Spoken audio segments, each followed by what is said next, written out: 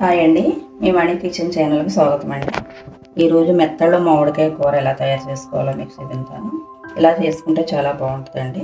ముందుగా గోరువెచ్చని నీళ్లు తీసుకున్నాం. మనం ఇందులో కొంచెం కల్లుప్పు, కొంచెం పసుపు వేసుకుని మెత్తల్లో ఇలా కొంచెం పసుపు వేసుకోవాలండి. మెత్తళ్ళలాగా శుభ్రం చేసి అందులో 5-6 సార్లు కడుక్కున్నాం. ఇలా నీట్గా తీసుకుని ఒక 5-6 సార్లు ముందుగా గోరువెచ్చని నీళ్ళలో కడుక్కోవాలండి. తర్వాత మామూలు నీళ్ళు ఒక 5-6 సార్లు శుభ్రం చేసి పెట్టుకుందాం. ఇవ్వండి, ముందుగా కొన్ని గోరువెచ్చని నీళ్ళు తర్వాత 5-6 సార్లు కడిగేసుకున్నాం కదా, ఉప్పు పసుపు వేసి స్మెల్ ఉండవండి. ఇలా కడిగేసుకున్నాం. ఇప్పుడు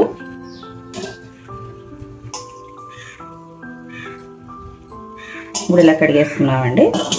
ఇప్పుడు ఇదిగోండి, ఒక మామిడికాయ, 2 ఉల్లిపాయలు, 3 స్పూన్ల కారం అండి, 1 స్పూను కళ్ళుప్పు, ఒక 7 పచ్చిమిరపకాయలు, కొంచెం కొత్తిమీర.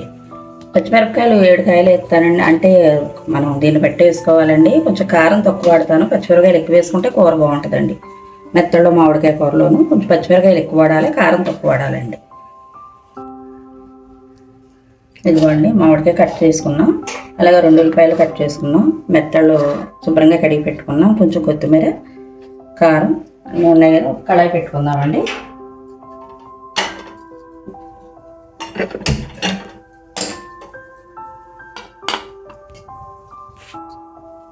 కొంచెం నూనె పోసుకుందామండి.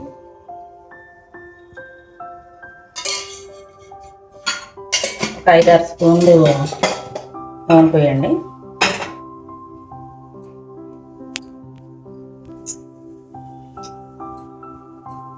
నూనె వేడైందండి. మెత్తళ్ళు వేయించేసుకుందాం. ముందుగా మనం మెత్తళ్ళు వేసిన పక్కన పెట్టుకుందాం. మెత్తళ్ళు గారుగా వేగిపోయినాయండి. ఒక ప్లేట్లో తీసేసుకుందాం.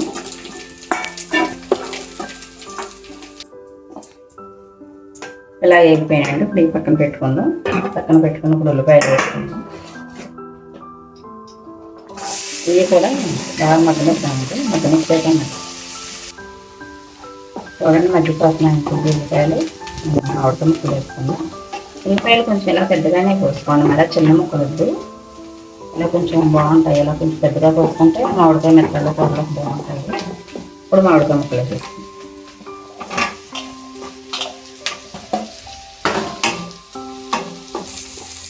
చూడండి, మామిడికాయ ముక్కలు కూడా మగ్గిపోయినాయి. ఇప్పుడు పసుపు వేసుకుందాం.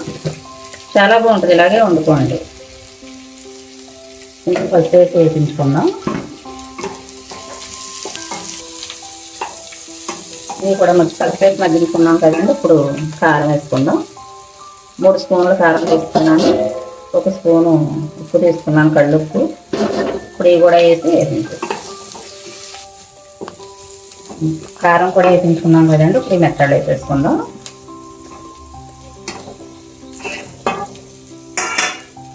మెత్తలు వేసి ఇలా వేయించుకొని కొత్తిమీర కూడా ఇలా వేసేసుకోండి. ఇలా వేయించుకొని ఒక గ్లాసులో నీళ్ళు పోసుకుందాం.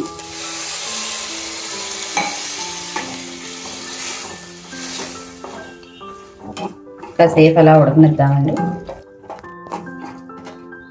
ఇలా ఒక గ్లాసులో నీళ్ళు పోసుకున్నాం కదా, కాసేపు ఉడకనిద్దాం. ఐలో పెట్టుకుందాం. మెత్తళ్ళ కూర మనకి రెడీ అయిపోయిందండి.